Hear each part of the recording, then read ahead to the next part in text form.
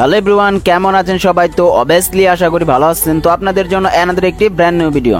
আজকে আরো একটা বক্স আমরা ফিটিং করতেছি, সেটা হচ্ছে JBL SRX 725। তো এই বক্সটা আমরা ফিটিং করতেছি একটা কারণেই, মূলত হচ্ছে এই বক্সটাতে চলবে হচ্ছে কনসার্ট, আর যে ভাইয়াটা এই বক্সটা নিতেছে সে মূলত চালাবে কনসার্ট। তো সেজন্য মূলত বক্সটা খুবই প্রফেশনাল ভাবে তৈরি হচ্ছে, এবং কি এই বক্সটার ক্যালকুলেশন খুবই গুরুত্বভাবে করা হয়েছে। কেমন ভাবে করা হয়েছে আমি আপনাদেরকে বলি।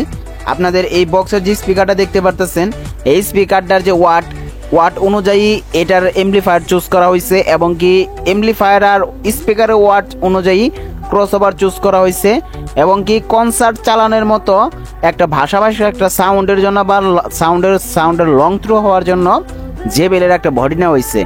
তো অবশ্যই বুঝতে পারতেছেন কতক্ষণ এটার ক্যালকুলেশন করা হয়েছে।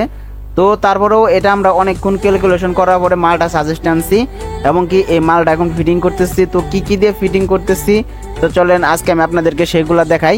এবং কি আজকে ভিডিওটা খুবই শর্ট ভিডিও, অতিরিক্ত লম্বা করব না। আমরা বক্সটার সাথে যে ব্যবহার করতেছি হাই, সেটা দেখতে পারতেছেন 44XT। তো এই 44XT হাইটা নতুন আসছে। তো যারা আসলে অরিজিনাল পিবে 44XT হাই কিনতে চাচ্ছেন, তো তারা আমার সাথে যোগাযোগ করতে পারেন। এটা কোয়ালিটি দেখতে পারতেছেন। আপনি বাংলাদেশে অনেক দোকানদারের কাছে অনেকভাবে এই 44XT হাইয়ের কথা শুনবেন, কিন্তু কেউ কখনো বলবে না যে তারটা কপি, বা এই কথাটা যদি আমার দিকেও যদি হয় সেটাও আমি কখনো বলবো না যে আমারটা কপি। তবে আমি আপনাদেরকে একটা জিনিস সবসময় বলবো, আপনারা কোয়ালিটি দেখে তারপরে মাল কিনবেন। এখন প্রেসার ছাড়া কোনো মাল কেনা খুবই যে রিস্ক। আপনার যে কোনো মালের ক্ষেত্রে প্রেসার দেখবেন যে ওটা লুট ক্ষমতা কীরকম দিচ্ছে। তো এই যে স্পিকার দেখতে পারতেছেন, এই যে স্পিকারটা এটা হচ্ছে BX Pro একটা স্পিকার, আর এই স্পিকারটা আমরা ইউজ করতেছি।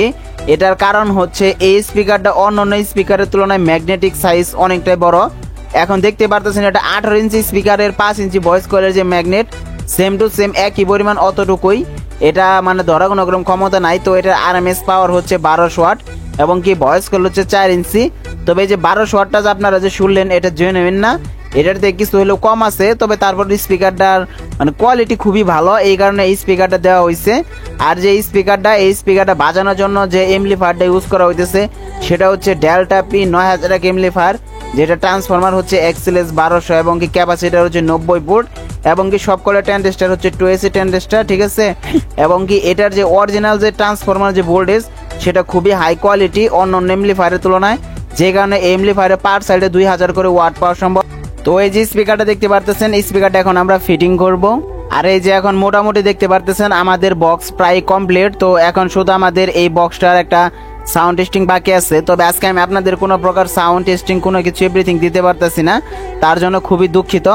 আপনারা যে ফিটিংটা দেখলেন আজকে এই পর্যন্ত এটার ভিডিও। তো আপনারা নেক্সট আরও কী কিনে ভিডিও চান, অবশ্যই আপনারা কমেন্টে সবাই জানাবেন।